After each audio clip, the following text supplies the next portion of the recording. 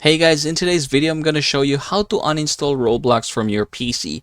Now there are two ways to do it and I'm going to show you both ways. So first things first, we're going to open our Windows. We're just going to click this button here, and then from here we're just going to type Roblox. There you go. So now you are seeing Roblox. If you see this one here, this is best match. You can just click this one here. It says uninstall. You can also do the same thing for all the applications related to Roblox from your PC that is found here. So you can click this button here and we're going to click uninstall. The same thing here and as well as this one. Now another way for you to do this is you're just going to type add. So there you go, best match, add or remove programs. We're going to click that one. And then from here, you're just going to type Roblox as well.